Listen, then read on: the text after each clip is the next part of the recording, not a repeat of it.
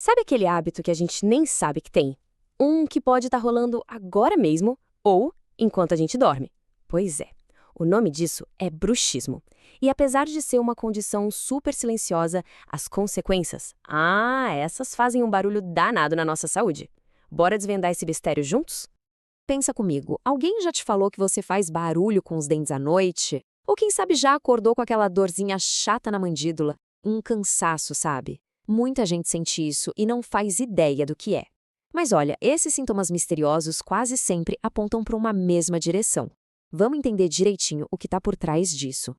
Bom, o nome bruxismo vem lá do grego bruxen, que quer dizer literalmente ranger os dentes. Simples, né? Só que hoje a gente sabe que o buraco é mais embaixo. O bruxismo é, basicamente, qualquer atividade dos músculos da mastigação que não tem função nenhuma. Não é para comer, não é para falar.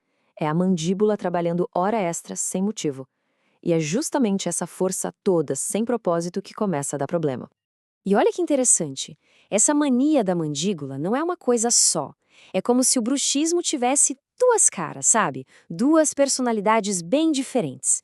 Uma que aparece quando a gente está dormindo e outra que dá as caras durante o dia, bem debaixo do nosso nariz. Vamos dar uma olhada em cada uma delas. Entender a diferença entre os dois é crucial. De um lado, a gente tem o bruxismo do sono. Esse é o mais famoso, vamos dizer assim. É aquele ranger de dente, sabe? Às vezes faz tanto barulho que quem dorme do lado até escuta. Agora, do outro lado, tem o bruxismo em vigília. O diurno. Esse é um inimigo silencioso.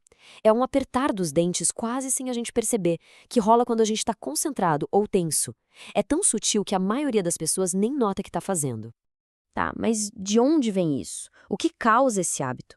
A verdade é que não tem uma resposta única. É tipo um daqueles casos de detetive, sabe? Com vários suspeitos na lista. Então, vamos vestir nosso chapéu de investigador e apurar as principais pistas que levam ao bruxismo. E o suspeito número um, o principal da nossa lista, são os nossos sentimentos. Pois é, a ligação entre estresse, ansiedade e o bruxismo é absurda, é muito forte. Pensa assim, é como se a nossa mandíbula virasse uma válvula de escape. Toda aquela tensão que a gente acumula durante o dia precisa sair por algum lugar, né?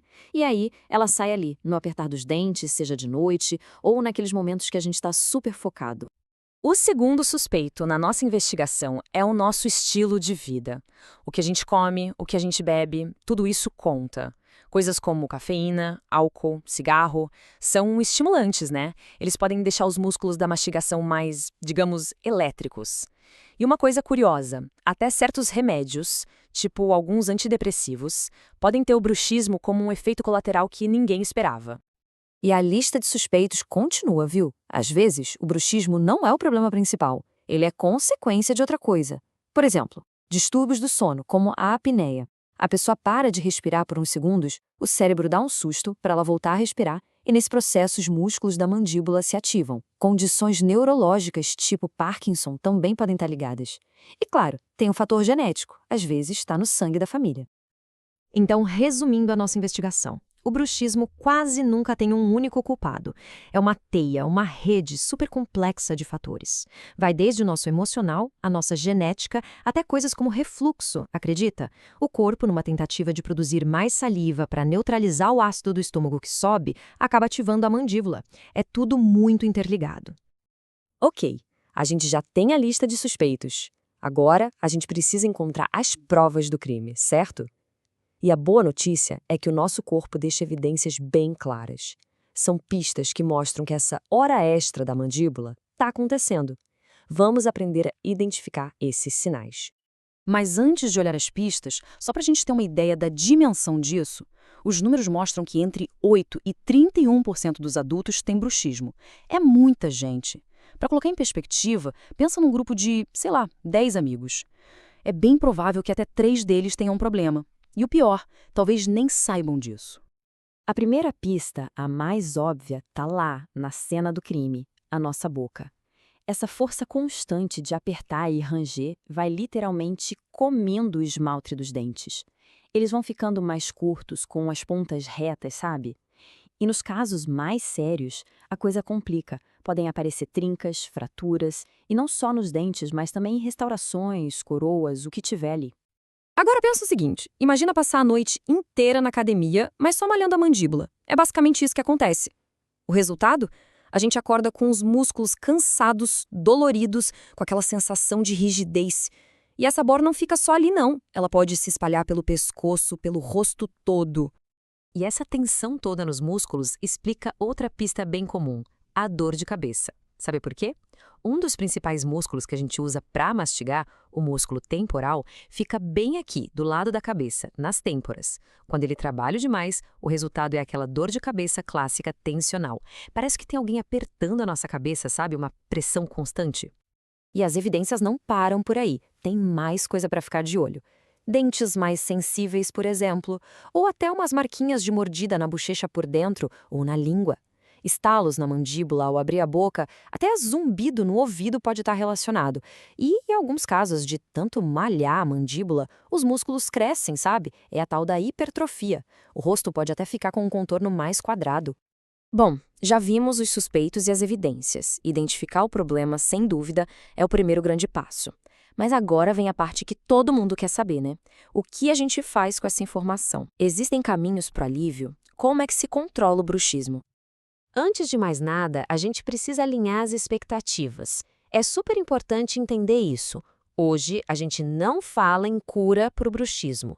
A palavra-chave aqui é controle. O grande objetivo é gerenciar a situação, proteger os dentes do desgaste, aliviar os sintomas de dor e, claro, sempre que der, atacar a raiz do problema. Geralmente, o tratamento atua em 3 frentes principais. A primeira, e mais comum, são as placas oclusais. Pensa nela como um amortecedor para os dentes. Ela não impede o apertamento, mas protege os dentes do impacto. A segunda frente são as terapias comportamentais, que são ótimas para o bruxismo diurno, porque ajudam a gente a perceber quando está apertando os dentes e a quebrar esse hábito. E por último, em casos mais graves, existe a opção da toxina botulínica, que ajuda a relaxar a musculatura, diminuindo a força da mordida. Então, se alguma coisa do que a gente conversou aqui soou familiar, qual é o caminho? O primeiro passo é a autoavaliação. É começar a prestar atenção nesses sinais que o corpo dá. O segundo, e essencial, é procurar um dentista. É ele quem vai confirmar o diagnóstico. E por fim, é super importante lembrar que a melhor abordagem quase sempre envolve mais de um profissional.